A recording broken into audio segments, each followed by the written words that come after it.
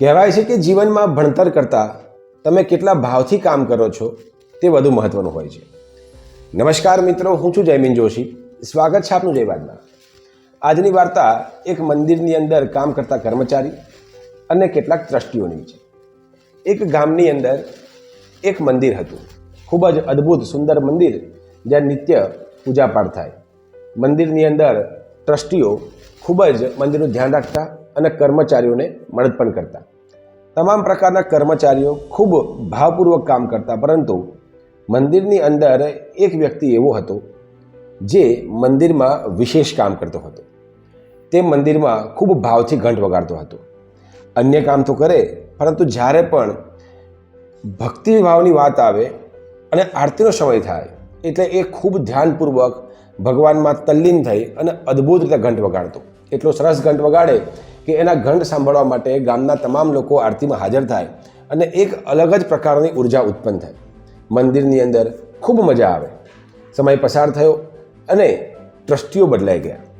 મંદિરના જેવા ટ્રસ્ટીઓ બદલાયા એટલે નવા આવેલ ટ્રસ્ટીઓએ કીધું કે હવે મંદિરની અંદર કામ કરતા કર્મચારીઓમાં જે કર્મચારી ભણેલું ન હોય એને આપણે છૂટા કરીએ, કેમ કે એવું માનવામાં આવે છે કે ભણેલા લોકોની અંદર શિસ્ત, સભ્યતા વધુ હોય.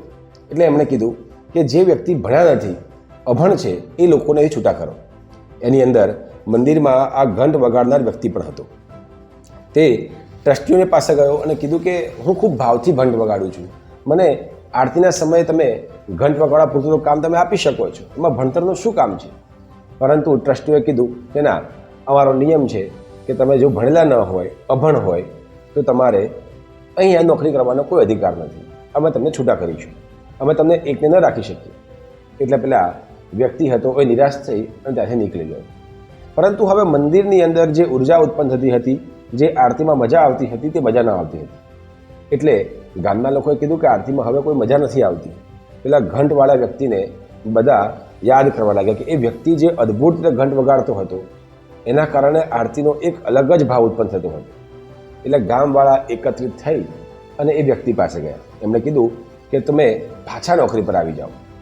એટલે પેલા વ્યક્તિએ કીધું કે હું પાછો આવીશ તો લોકો કહેશે કે આ ભીખ માગવા માટે આવે છે, એની પાસે કામ નથી. એટલે પેલા ગામવાળાઓએ ભેગા થઈને કીધું કે ભાઈ કામ કરો, તમે મંદિરમાં ખાલી આરતી પૂરતા આવો, ઘંટ વગાડીને પાછા જતા રહેજો. પેલા વ્યક્તિએ કીધું કે હું ત્યાં આવીશ ઘંટ વગાડવા માટે તો ટ્રસ્ટીઓ માનશે કે હું કામ માગવા માટે આવ્યો છું અને હું એવું ઈચ્છતો નથી કે મારી ઘરે મને ઠેસ પહોંચે, હું બીજું કોઈ કામ કરી લઈશ. એટલે ગામવાળાએ કીધું કે કામ કરીએ, અને રસ્તો અમારી પાસે છે કે અમે તમને મંદિરની બહાર એક દુકાન નાખી આપીએ.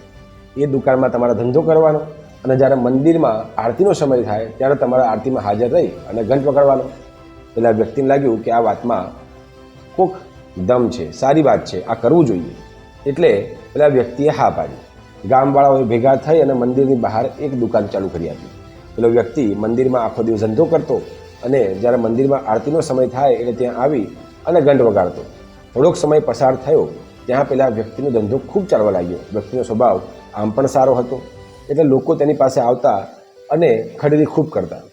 ધીમે ધીમે એ વ્યક્તિનો ધંધો એટલો બધો વિકસવા લાગ્યો કે 1માંથી 2, 2માંથી 4, 4માંથી 8, આમ કરતાં કરતાં 20 દુકાનો થઈ ગઈ.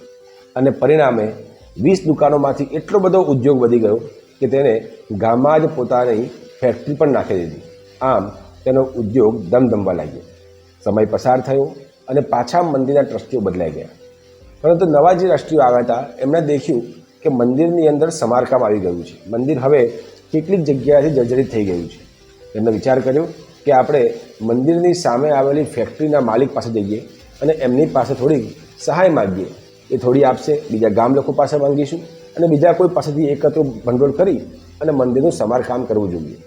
એટલે બધા ટ્રસ્ટીઓ મંદિરની સામે જે આવેલી ફેક્ટરીમાં ગયા, ત્યારે માલિકને મળ્યા અને કહ્યું કે મંદિરની અંદર સમારકામની જરૂર પડી છે, એટલે અમને થોડુંક ફંડ જોઈએ છે, થોડાક પૈસા જોઈએ છે. જો તમે થોડીક સહાય કરી શકો તો ખૂબ સારું. પેલા વ્યક્તિએ કીધું કે કેટલા પૈસા જોઈએ છે? ત્યારે મંદિરના જે ટ્રસ્ટીઓ હતા એમણે કીધું કે લગભગ 7થી 8 લાખ રૂપિયાનો ખર્ચો છે. પેલા વ્યક્તિએ તરત જ એમની સામે ચેક લખી અને આપી દીધો. મંદિરના ટ્રસ્ટીઓએ ચેક લીધો, પરંતુ અંદર સહી ન હતી. એટલે તેમણે કીધું કે શેઠ, આમાં સહી નથી, આમાં તમે સહી કરી આપો.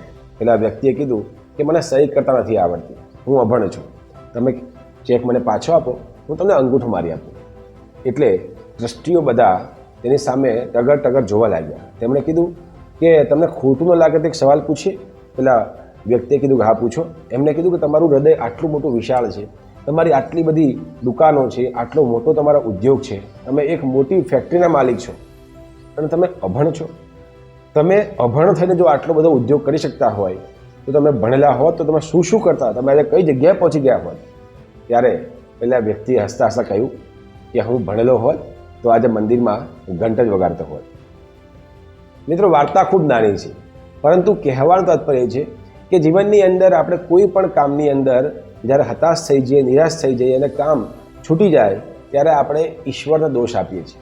આપણે ઈશ્વર પ્રત્યે ભાવ નથી. આપણે ભણી ગયા છે, આપણે શિક્ષિત વર્ગના છીએ, તે છતાં આપણે અંધશ્રદ્ધાઓમાં એટલા બધા ભીસાઈ ગયા છે કે આપણે આપણા મૂળ કર્મને ભૂલી ગયા છે. ઈશ્વર આપણને ક્યારે પણ આપણા કામ કરતાં ઓછું નથી આપતું. જ્યારે કોઈ વ્યક્તિની અંદર પૂર્ણ ભાવથી પોતાનું કામ કરતો હોય તો એને ઈશ્વર ચોક્કસ મદદ કરતી હોય છે. ક્યારેક આપણે ધંધો છોડવો પડે, ક્યારેક કામ છોડવું પડે, નોકરી બદલવી પડે, ધંધા અર્થે અલગ શહેરમાં જવું પડે અને આપણે જ્યારે આપણો કપરા સમય આવે છે ત્યારે આપણે ઈશ્વરને કોસીએ છીએ, એના ઉપર ગુસ્સો કરીએ છીએ, પરંતુ આપણે એ ભૂલી જઈએ છીએ કે ઈશ્વર આપણી પાસે જે છે એના કરતાં હંમેશા બેટર અને સારું આપતો હોય છે. વિશાળ હૃદયવાળો ઈશ્વર હોય છે.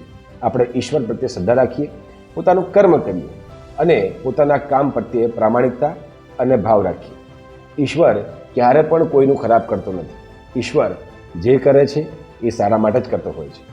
આવી જ નવી વાર્તા અને નવા સમાજ સાથે ફરી મળીશું. ત્યાં સુધી નમસ્કાર.